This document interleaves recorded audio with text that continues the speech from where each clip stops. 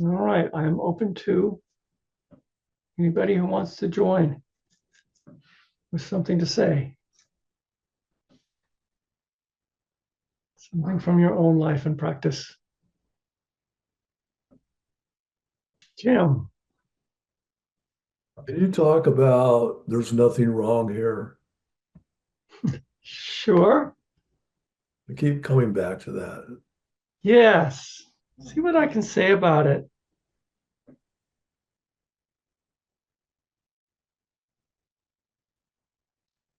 To me, it gives voice to something the heart knows to be true, but the head doesn't. You know, our head is very good at seeing what's wrong and anticipating problems. And and it can live in that. But the heart knows this truth that there's nothing wrong here, which I can kind of translate a little. Someone helped me translate once, and I said this in a class. They said, "Oh, I think you could also say it is that there's always something wrong. There's always something wrong." So if we base the possibility of peace and happiness on nothing being wrong to the mind, we're in trouble. There's always something wrong. There's something always spinning out of control. There's something always that looks desperate. Sometimes it looks more desperate than others, I have to say. Um, but you can try it. It's not meant to be a philosophy because it could just blind you if you go through life saying there's nothing wrong to seeing what you need to see. But in any situation, any concrete situation, I just encourage this practice to say, there's nothing wrong here. And go ahead and pick the most challenging things you can think of that happen in your life. And say there's nothing wrong here. And you have to drop down to a place inside that can actually resonate with that and know that it's true. There's nothing wrong here. It doesn't work so well with theoretical situations where you imagine you're telling, oh, Mark, this would be really wrong if this happened, or somebody else, happened to this. That sounds really wrong, yada, yada. It only works in the moment with the thing right in front of you, because our imagination can create something wrong and something irremediably wrong, you know. And so that's what I suggest is just kind of dropping down and saying it to yourself, and then feeling if you can go to the place that knows the truth of that. There's nothing wrong.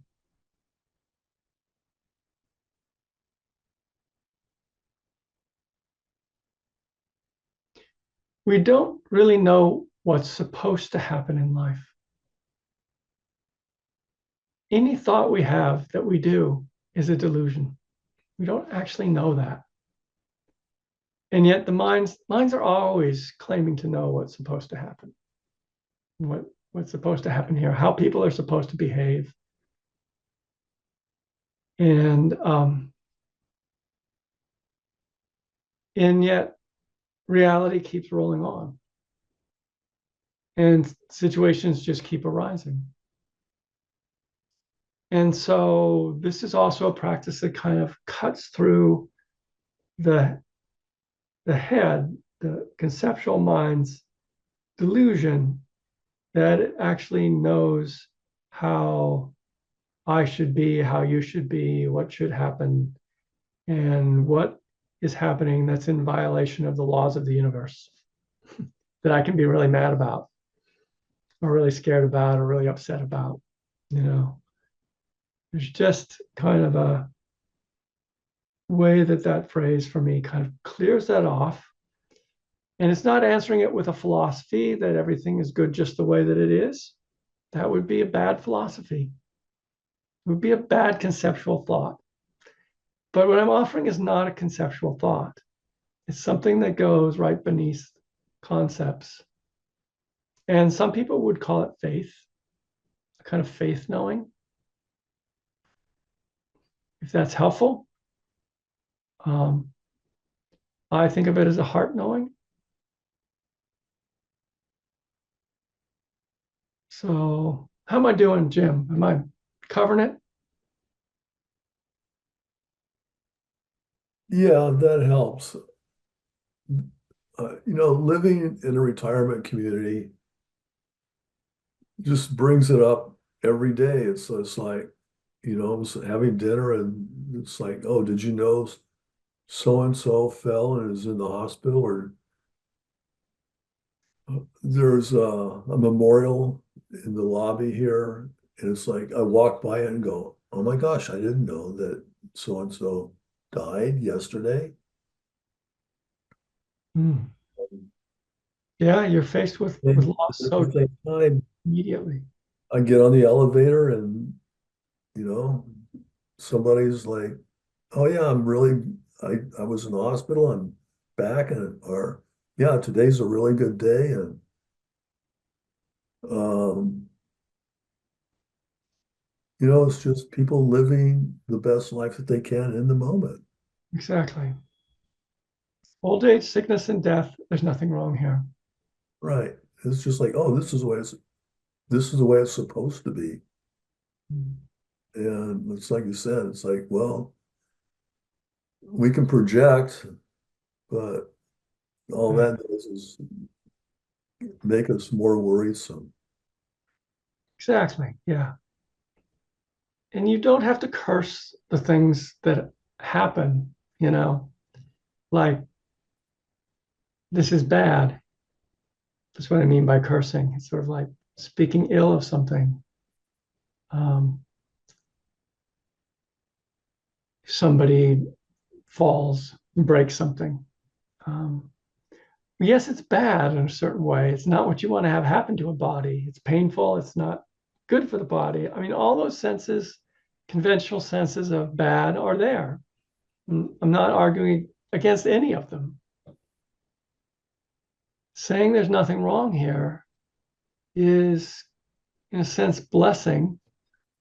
Just this is natural. This is the way it is. And my heart can be at peace with it. It's possible for the heart to be at peace with hard things. As somebody with Parkinson's, um, if I say, oh yeah, Parkinson's, people often say, wow, I didn't know that. It's like, well, yeah, I mean, day to day, it's just can be a struggle one day and not a problem the next day. Mhm. I also am around people. I mean, I have a friend here, Karen, who hasn't as had it as long as I have, but it came on really rough for her. And she had to have the deep brain stimulation procedure.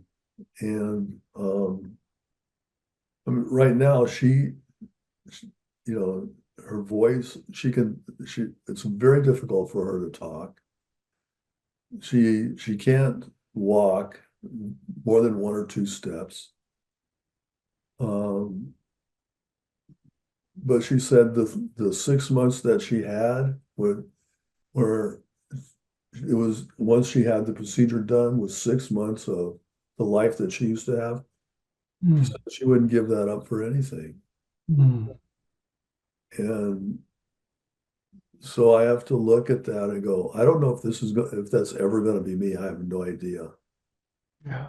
But I just have to just like, well, thank you, Karen, for reminding me that whatever happens is going to happen, and I really don't have any control over it. Yeah. You don't have any control of what's going to happen. You have a margin of control of how you respond. Exactly. Yeah. And that's the secret of karma. You know, you have a margin of control over how you respond to whatever arises.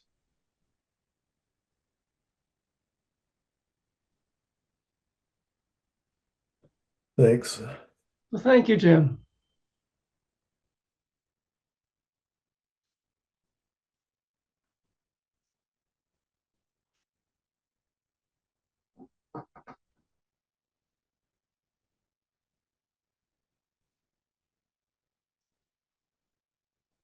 Did what I say confuse anyone?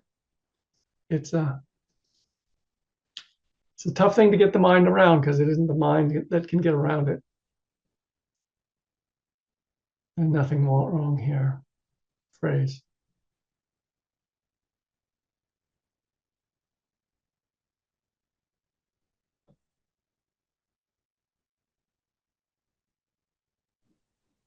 Or anything else. Jennifer. Hi, can you talk a little bit more about how that's karma and what karma is in the Dharma? Yeah. I'm sometimes intimidated by talking about karma. I don't feel like I completely understand it, but I do understand some aspects of it. And so, but this one is, I think, really liberating, is that you, you know, what is usually called karma in English is really the fruition of karma. In other words, the things that occur to you in your life, the things that arise in your life, are the result of forces and conditions that are already over and gone. And you don't have much control over that. So, whatever arises in your life is just the fruit of some past action. But in the moment that it arises, in the present moment in which it arises, there is a margin of freedom that people have in how they respond. That is actually the karma. See, the word karma in Sanskrit or Pali means deed. So it refers to what you do, not what happens to you. In English, we use karma to mean what happens to you. That's the fruit of what you've done. That you can't control anymore. That just happens. So what arises happens, and yet the place of freedom is how do you respond to it? Do you respond skillfully or unskillfully to what arises? Do you generate aversion toward it? Or do you open yourself to it?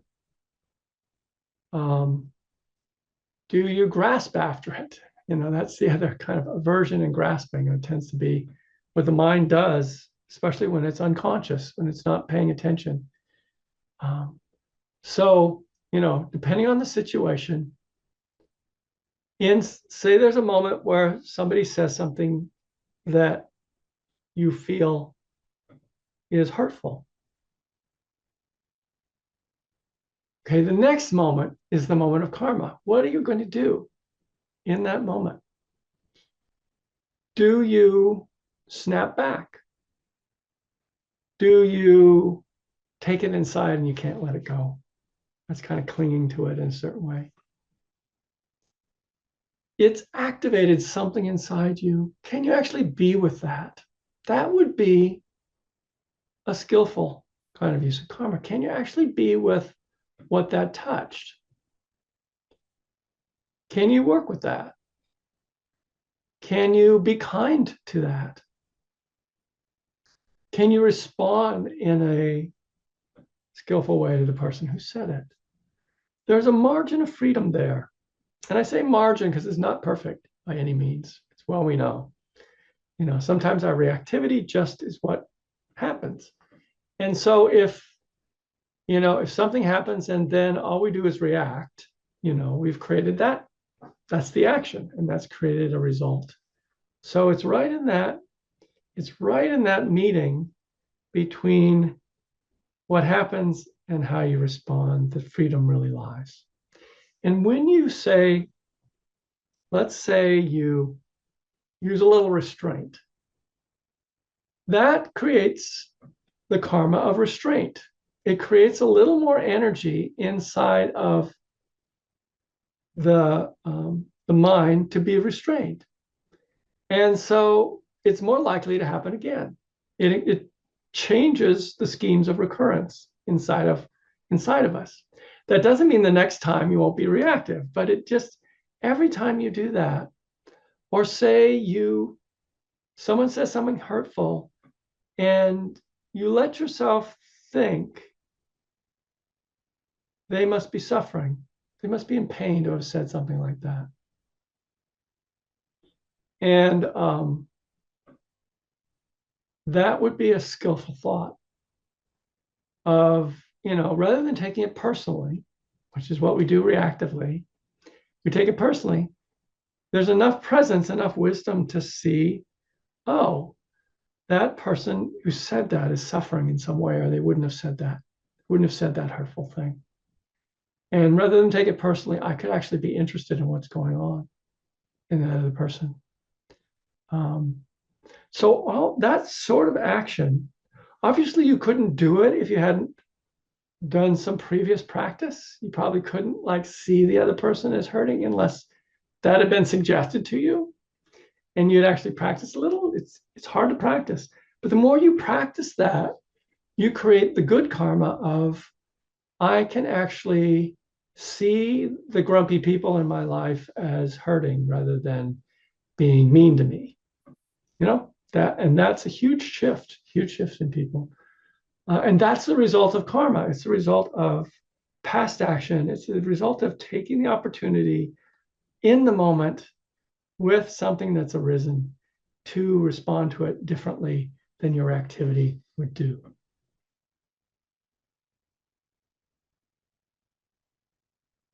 How am I doing, Jennifer?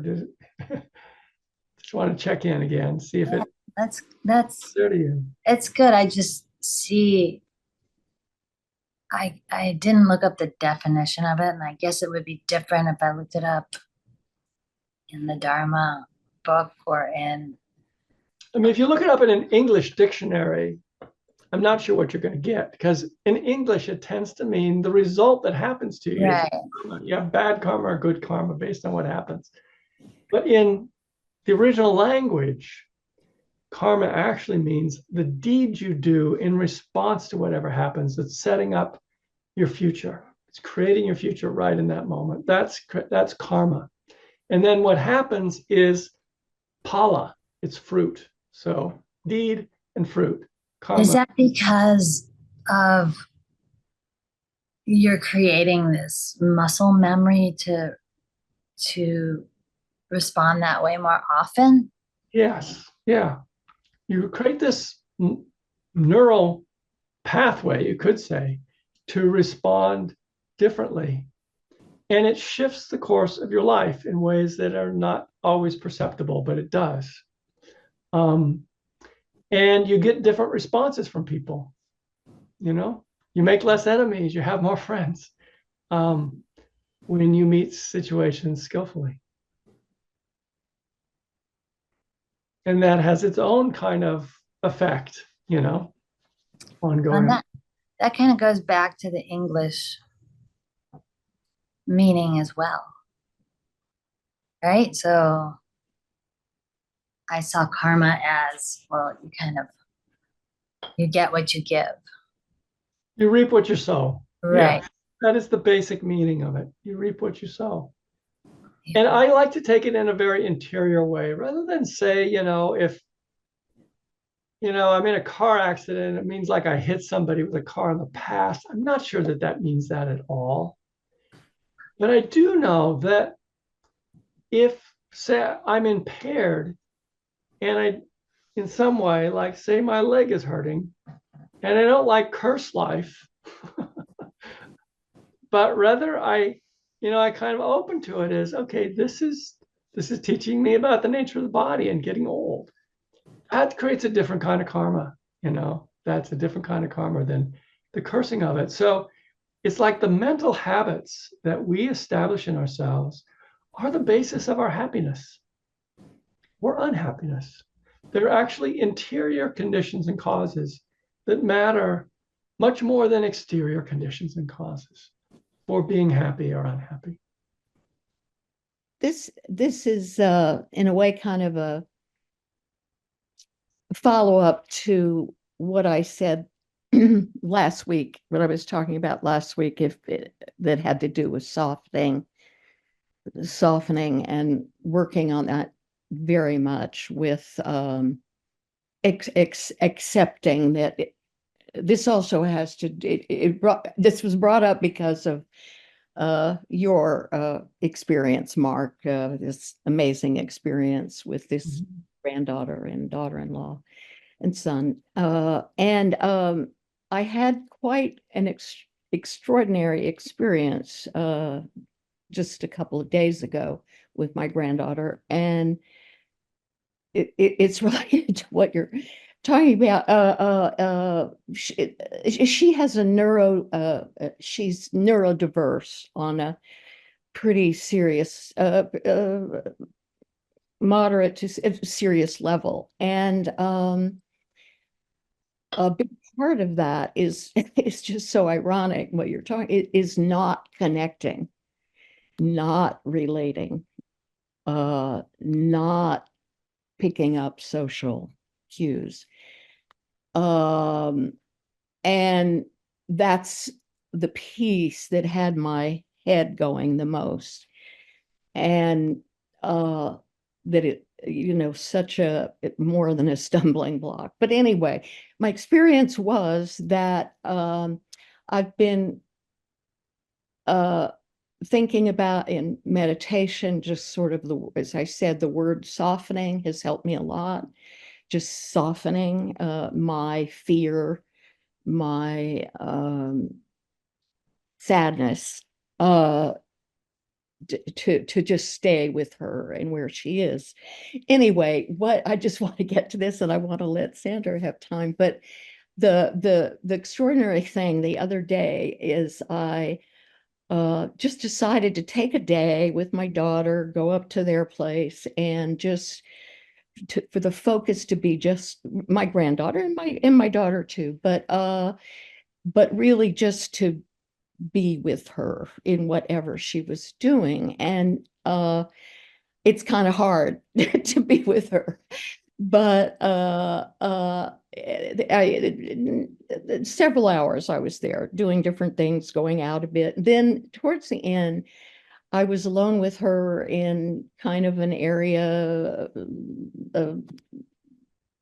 kind of a nook at the end of the living room. And she was in a very big chair she could stand on, and she was looking at some things. And I was kind of watching her, but just being there because I was leaving. And this area we have seen improve bit by bit. The relating area has been extraordinary to watch, that just bit by bit with things going on for her and around her. And she turned to me and literally walked over to me and put her arms around my chest and leaned against me and put her head down on my shoulder. And you would, as a grandmother of a neurotypical child, that would not be news, probably. Yes. But this was enormous news. Wow. And I like it. I think she's always there. She's in the moment. She's got her heart, whatever, and I'm the one who's been working on it. And I feel as though, and I don't in a way want to make too much of it, because I think I'm afraid that it won't happen again or something. But I think it's a huge sign for her growth and for everything in her growth. And I feel it had something to do with my just softening in my feet. So I just wanted to follow up with that from last time. Thank you. I'm happy for you, really. Yeah. That you've got that, as you said, grandparents have neurotypical children just take for granted, but you can't take that for granted. And it was a wonderful moment. And I'd like to think with you that your practice of softening has had some impact. Sometimes, and I don't know what that might impact. And sometimes it's expressed in your bodily being. It's not like just your face or we often put on faces and we put on voice tones, but there are things that get communicated that aren't there. So Her back was to me. mhm. As she was about to touch some glass objects. Yeah. And I was just standing there. We weren't doing a bunch of interacting. And so anyway, I'm I'm really glad for you. a part of the whole thing, but it was I do think this heart softening. Yeah. You're on to something. On to something. Okay, good. Thanks. Thank you. Oh, you're welcome, Tanis. All right, Sandy. Hey, y'all. So I just feel like it's time to report out a little bit about my softening endeavors towards my mom. Oh, great. Right? Always ready Yes, the ongoing saga. Oh my goodness, right? And it's going on a couple like towards the end of August. She had a pretty significant fall, and when they sent her home from the hospital, I know I shared, for those of you who were there, that I was really overwhelmed and really, she wasn't doing well, and the discharge was a hot mess, and it was really just overwhelming. And in true form, she has bounced back like nothing has happened. She has a pretty significant memory, like short-term memory loss, dementia. Although she's very capable of like conversation, and her long-term memory is pretty good. Like we can go through photo albums, but she can't um, remember like from minute to minute what's going on, right? So she doesn't remember that she has dementia. She knows she can't remember things, and that's frustrating to her though. And she doesn't remember that she has cancer, but her watch and her rings are too big, and she's really irritated by that. And she wants to go see a jeweler to have everything fixed. And so she's very and she's always been a little demanding, and and it's a lot different for me now to just be with her, where she can't remember that she told me 5 minutes ago that her rings were too big, and she doesn't know why. And it's, like, why don't they fit right? And can't you take me to a jeweler to do this? And if I don't get it right the first time, she's going to ask me again in about 20 minutes. So I like literally feel like I'm, at some point, Mark, I don't remember if it was you or another counselor or therapist, because it's been a long journey as we've established. But somebody told me that she was my best teacher because she wasn't going to change. And this is like the walking moments of that, right? Like over and over until I get it right, right? Where I can go, wow, that really must be irritating. Like, let me look at those. Wow, they really have gotten big, huh? Instead of being like, well, mom, it's because of this, like we can do this or that. No, we're not going to the jeweler today. And it's amazing. Like, the difference between trying to explain things and being logical and trying to manage it all, and just going, oh yeah, you're right, that must be so irritating, and just letting her be with whatever irritation and suffering she needs to tell me about. I go, yep, I see that. And on Sunday, when she started to kind of queue up whatever, it was just this beautiful day out, and I was like, why don't we go for a ride? And she's like, you mean now? I'm like, yeah. She goes, can we go to the jeweler? I was like, I don't know if they're open. Let's go see. Of course, by the time we got to the truck, she didn't remember that we were supposed to be going to the jeweler, because she's like, wow, it's really nice. So we just went for a ride. And for like 40 minutes, we drove around, and she didn't remember we were supposed to be going to a jeweler. And it was nice. And I was like, oh, we can look at the leaves. And she's like, well, it would have been better a week ago. You were right. Like, it's okay. And I thought, yeah, she's just going to be my best teacher. And she has bounced back. Like she's better now than she was when she went into the hospital after that last fall. I don't know why. It doesn't make any sense health wise, but she's apparently got more she wants to teach me. So I'll have more to share. I'm sure. Like we're just doing what we do. Yeah. Well, congratulations. I mean, Hey, thanks. that's really wonderful to hear. It's like Yeah. you're learning how to cooperate with reality. Damn it. I mean, oh, sorry. I forgot to mute myself there. Sorry. Yeah. There's a spiritual teacher. I forget her name. Anyway, it'll come to me.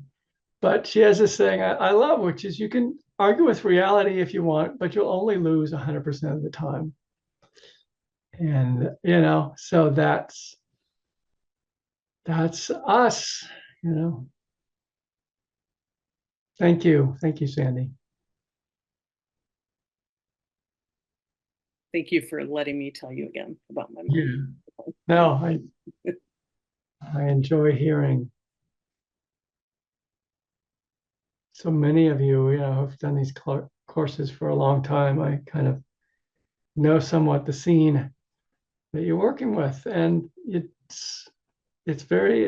think it's really an honor to witness what happens to people over time who really devote themselves to this. And and why not devote yourself? I mean, you're only in your mind and heart 24 hours a day, 7 days a week. And if you can find a skillful, more happy way to be there, why not? Why not do the work? That's part of, part of the teaching. So we're coming up on the end of our time here for tonight. And so happy Halloween and happy election night, whatever that might mean. And I will see you next week on Tuesday. Be well.